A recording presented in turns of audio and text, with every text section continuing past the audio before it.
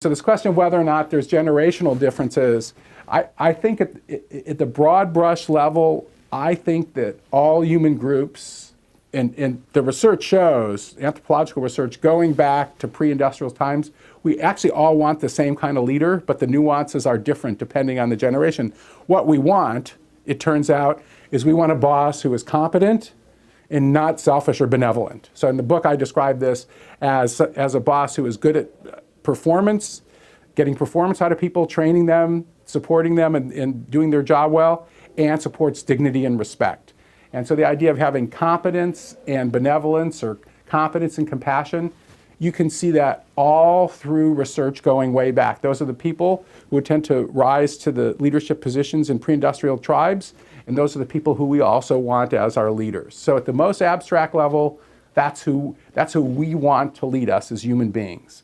But at different times, the question of what somebody who's got your back or is compassionate, I think that gets reinterpreted. So one of the issues that the millennials have, which, for example, my parents didn't have, and even my generation to a lesser extent, is that, first of all, they want to, both men and women want to be more involved in raising their kids if they have kids. So in that case, having a job where you're working 75 hours a week doesn't work out too well for everyone. And another thing that's happened with the millennials that's different than their parents, or even to some extent my generation, and I definitely see this at Stanford with my students, is, boy, did I see it the last couple of years, is in my family and other families, you'd see that somebody would work for a large corporation for years and it would be okay. But what's happened to their parents is, well, they've learned, and they always say the man, it's funny, they've learned not to trust the man, that the man's going to screw them in the end. And in fact, that's the new employment contract. So it always sort of amazes me when I see executives from big corporations and they say, I don't know why they don't trust me. Well, layoffs are at an all-time high, and in fact, there's evidence it isn't just the economic times, that layoffs are becoming an increasingly sort of frequent response to economic troubles. They happen quicker and they happen deeper. And then there's fewer organizations with pension plan. Essentially, the employment contract has changed. So my perspective on the millennials is, no wonder you act that way. You've been taught that the man's going to screw you, or sometimes the woman, if you're working for somebody like Meg Whitman or something, or Carly Farina, who actually laid off lots of people. Meg didn't lay off very many people. So in some ways, the millennials are acting completely rational, and therefore, I guess the definition of a competent and compassionate boss changes. It's somebody who is skilled at giving you the skills and abilities and connections you need to continue throughout your career, even after they fire you. So I do think that relationship has changed some. And I guess that the definition of a nice boss is nastier than it used to be. You can be known as nice and still do pretty nasty things to people. So the notion is, and as a business book author, I should probably make the argument you should buy my book and all your problems are solved. But anybody who tells you that by taking this class or reading my book, you will magically become a good boss is lying to you. But the analogy I use is a little bit like medicine.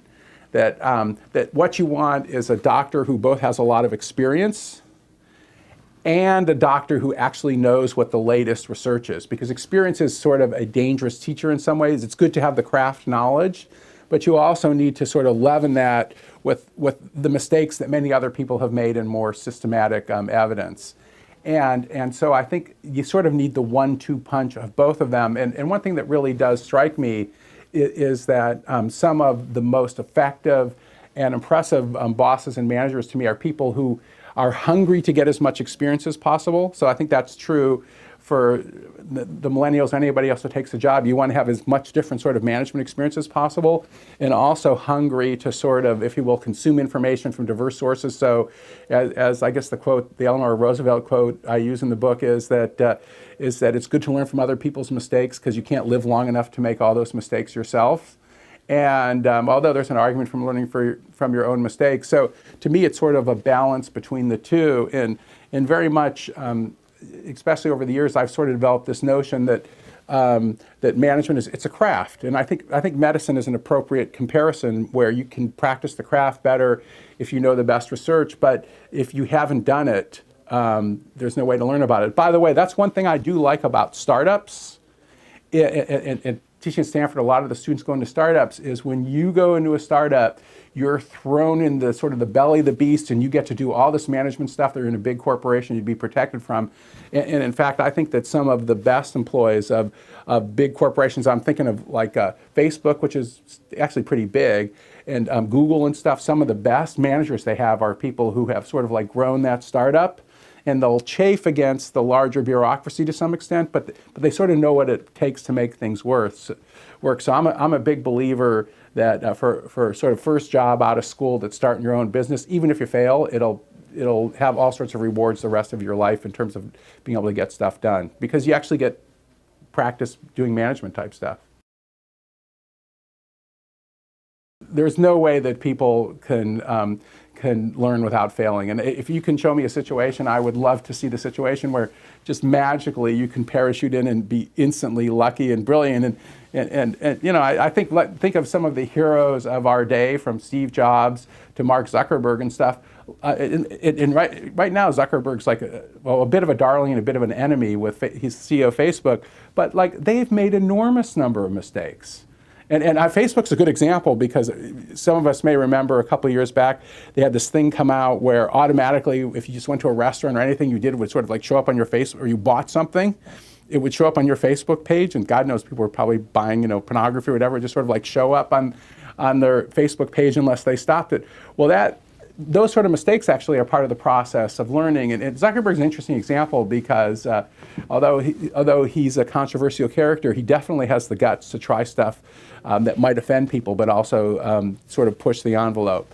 But so the argument that I've made about failures and bosses, though, in some ways to oversimplify it, when I think about failure, there's three general sorts of responses that emerge from both the management literature and practice.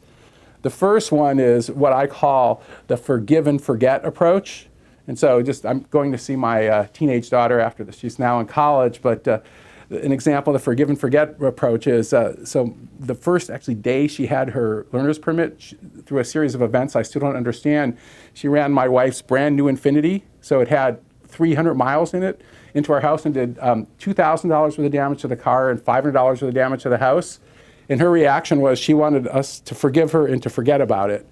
And the problem with forgive and forget is there's like no accountability and there's no learning. The second approach is what I call the Silicon Valley standard. This is remember, blame, stigmatize, ostracize, and humiliate. And the problem with that is that when you sort of humiliate people or put them down when they fail, then they're afraid to admit mistakes, and the whole world turns into a cover your ass sort of game, so no learning occurs. And the way that the most effective organizations, and in fact, if you look at research on hospitals that learn from medical mistakes, this is sort of the mantra they sometimes use. It's to forgive and remember.